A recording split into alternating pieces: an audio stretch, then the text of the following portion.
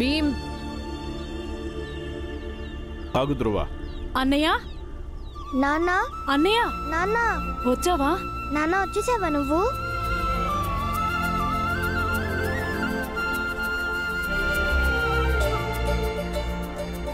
ఎలా ఉన్నావు మీరా?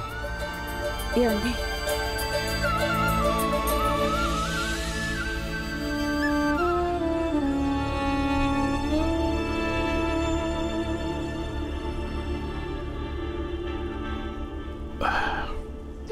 బాబు ధ్రువ, నాకేమనిపిస్తుందంటే నువ్వు ఇంతకు మించి లోపలికి రావడం మంచిది కాదని. బాబాయ్, నేను రోజు రాత్రులు ఇంటి బయటే ఉంటున్నాను.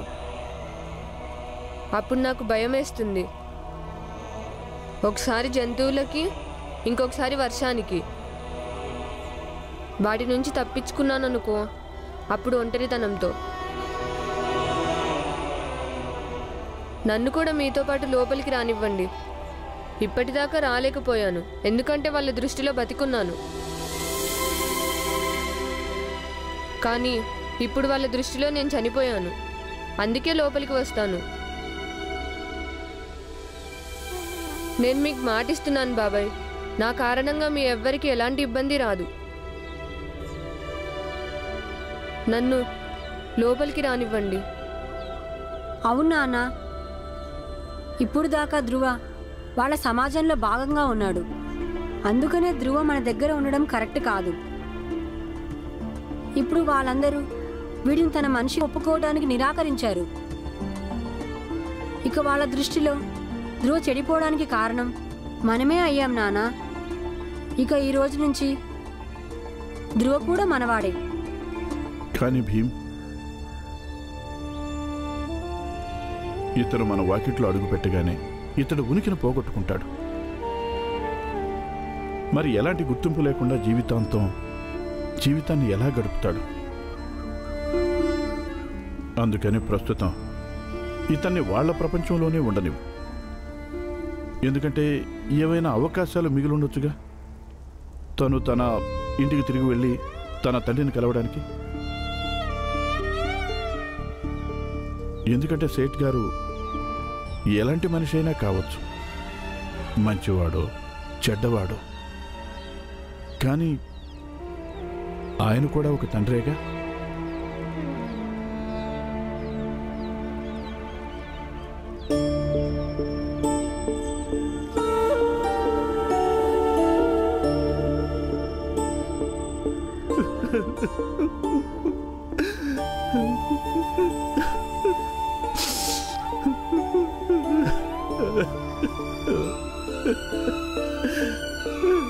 ధ్రువ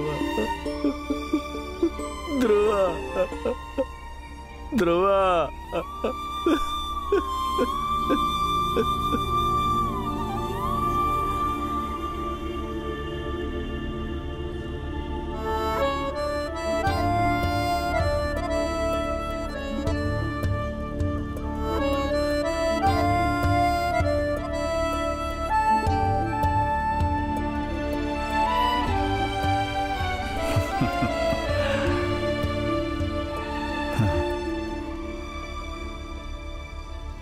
అంటే ఈ లెక్కన మా మంజులకింకా పెళ్ళవలేదు.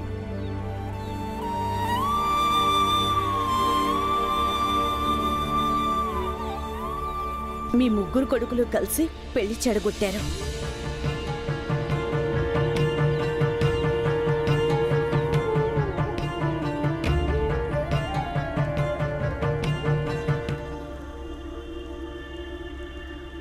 నేనేమనుకున్నానంటే నా కూతురికి పెళ్ళైపోయి ఉంటుందని. ఇన్ని రోజుల నుంచి నేను చాలా ఇబ్బందుల్లో ఉన్నాను, దిగులు పడ్డాను. భీమ్ ఏమై ఉంటాడా అని. మళ్ళీ అనుకునేవాడిని భీమ్ ఇంటికి వచ్చేసి ఉంటాడని. కానీ ఈ విషయం ఆలోచించి కాస్త భయపడ్డాను. నువ్వు భీమ్ని ఏం చేస్తావోనని. నేనేం చెప్తాను నాన్న, అమ్మకి బాగా కోపం వచ్చింది, ఆవేశం వచ్చింది.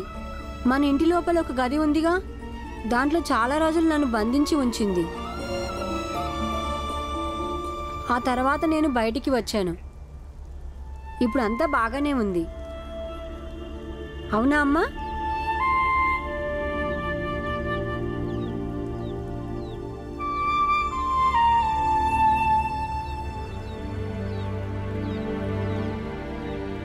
ఇప్పుడు బాగున్నాము. కానీ వీటన్నిటి మధ్యలో ఎవరో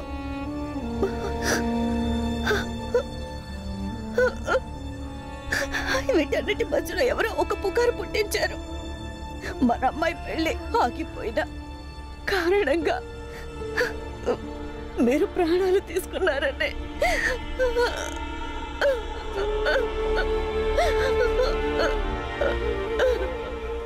తర్వాత తెలిసింది అతనెవరో వాళ్ళ మనిషేనంట.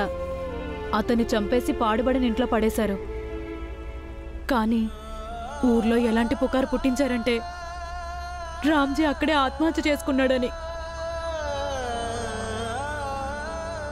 కానీ నాన్న, మేము ఆ పాడుబడిన ఇంటికి వెళ్ళాము. మేము చాలా భయపడిపోయాము.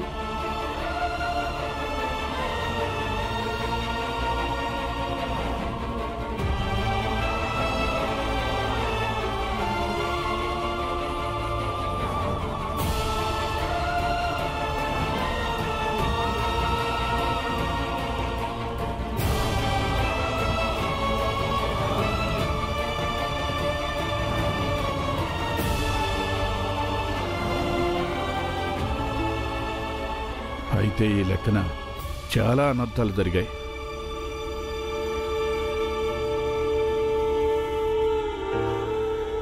భీంబాబు, నువ్వు ఒక సాహస తండ్రికి సాహసపుత్రుడివి. అలా ఎందుకు ఏడుస్తున్నావు? నాకంత సులభంగా ఏమి అవ్వదు బాబు.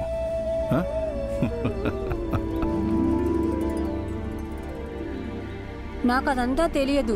కానీ నువ్వు మమ్మల్ని వదిలి ఎక్కడికి వెళ్ళొద్దు.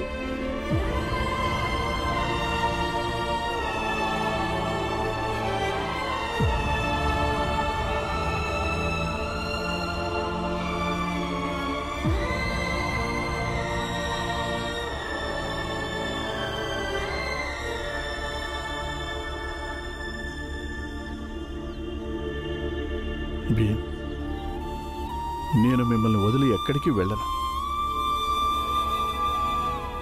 కానీ భీంబాబు, నువ్వు ఎప్పుడూ ఒక విషయం గుర్తుంచుకో. ఎమోషనల్ అవ్వడం, ప్రేమగా ఉండడం ఇవన్నీ సాధారణ విషయాలు. కానీ మనిషి లోపల దృఢంగా ఉండాల్సి ఉంటుంది. ఎందుకంటే జీవిత ప్రయాణం ఒంటరిగానే చేయాలి. కేవలం ఒంటరిగా. అన్నయ్య, వీడింకా చిన్నోడు ఇవన్నీ అర్థం చేసుకోవడానికి. అర్థం చేసుకోవాలి, అప్పుడే పెద్దవాడవుతాడు.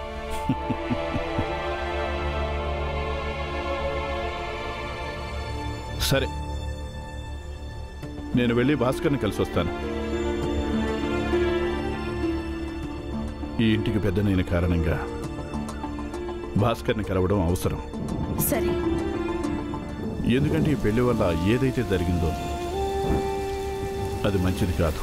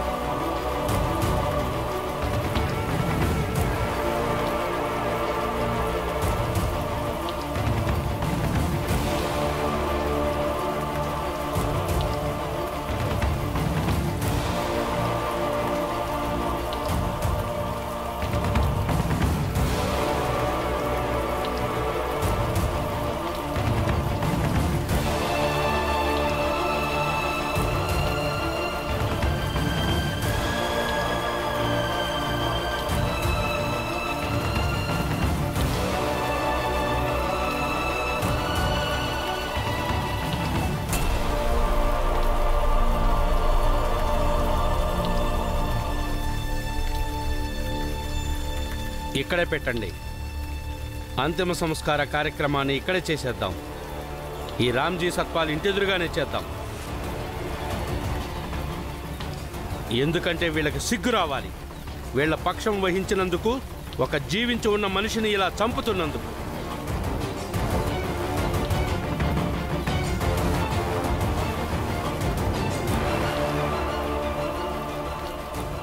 భీమా, వాడిని ఆపండి.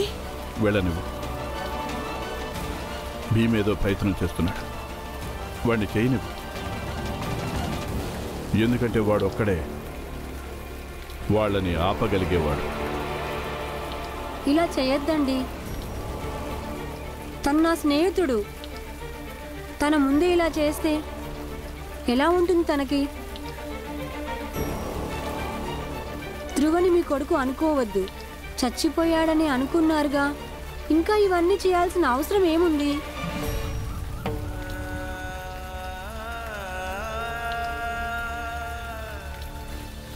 నీకెప్పుడు మా ఆచారాలంటే నమ్మకం లేదుగా, మరి ఎందుకు బాధపడుతున్నావు?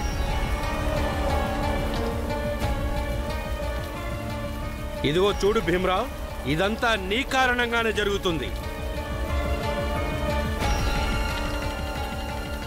నీ కళ్ళ ముందే ఇదంతా జరగటం చూడు, చూసి సంతోషించు.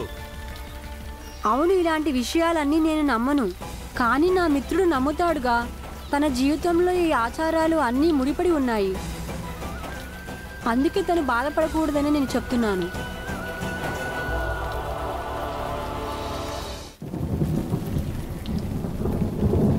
భీమ్, వాళ్ళు ఏం చేసుకుంటారో చేసుకోనివ్వు. నువ్వురా. ఆగు ధ్రువ.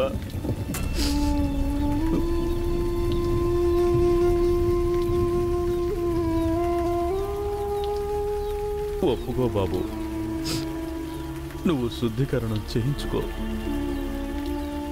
అప్పుడు మనం కలిసి ఇంటికి వెళదాం. నాన్న, నువ్వేం బాధపడకు, సంతోషించు. నీ కొడుకు ధ్రువ తన తల్లి దగ్గరికి వెళ్తున్నాడు. మా అమ్మ చచ్చిపోయినప్పుడు ఇలాంటి కార్యక్రమమే చేశారు. ఇప్పుడు నేను చచ్చిపోయాను కాబట్టి అలాగే ఏదో చేస్తున్నారు. అలాంటి మాటలు అనద్దు ధ్రువ. భీమ్, నీకు బాగా తెలుసుగా నాకు అమ్మ దగ్గర ఉండటం అంటే ఎంత ఇష్టమో అని. నా శ్రాద్ధ కర్మలు చేయనివ్వు. బహుశా దీనివల్ల నేను మా అమ్మకి ఇంకా దగ్గరగా వెళ్ళొచ్చేమో. రండి సేఠ్ గారు, సమయం మించిపోతుంది. రండి.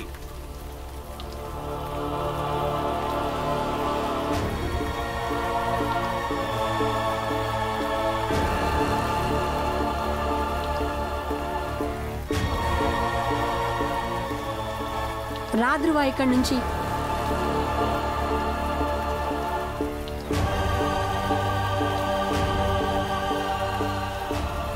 రండి సేఠ్ గారు.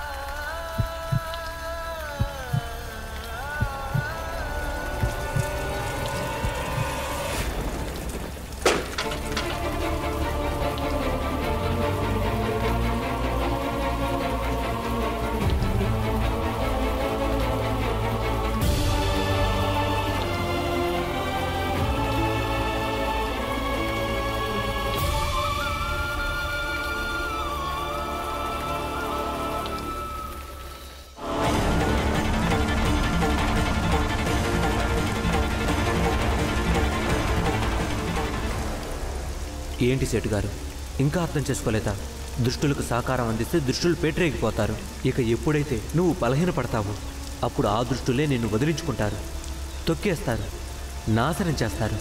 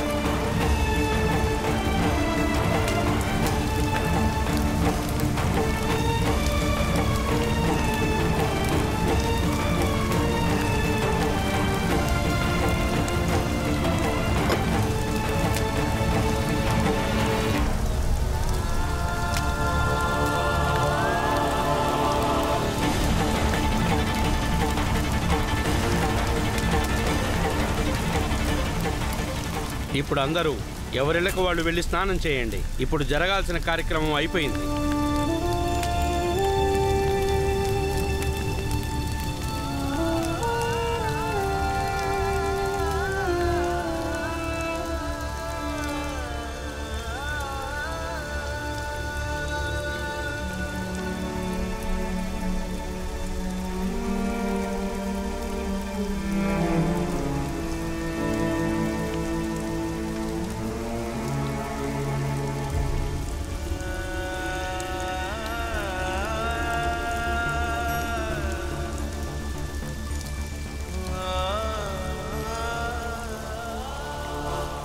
కథ ఇప్పుడే మొదలైంది. ఈరోజు మీరు ధ్రువాని ఇక్కడ చంపేశారు, కానీ ఎక్కడ చచ్చిపోయాడో అదే చోట ఇంకొక కొత్త ధ్రువ జన్మించాడు. రామ్జీ బాబాయ్, ఇంకా నా ఉనికి అంతమైపోలేదు. నిజానికి నా ఉనికి ఇప్పుడే మొదలైంది. తన తండ్రి పాపాలకి శిక్ష అనుభవించే కొడుకుగా గుర్తింపు, సమాజంలోని ఎక్కువ తక్కువ అనే అన్యాయాలకి అఘాయిత్యాలకి గుర్తింపు. నేను అందరూ వినండి, ఈరోజు నుంచి నేను ఈ సత్పాల్ గారి జాతివాడిని. ఈ రోజు నుంచి నాకు ఒక కొత్త పేరు వచ్చింది, ధ్రువ సత్పాల్.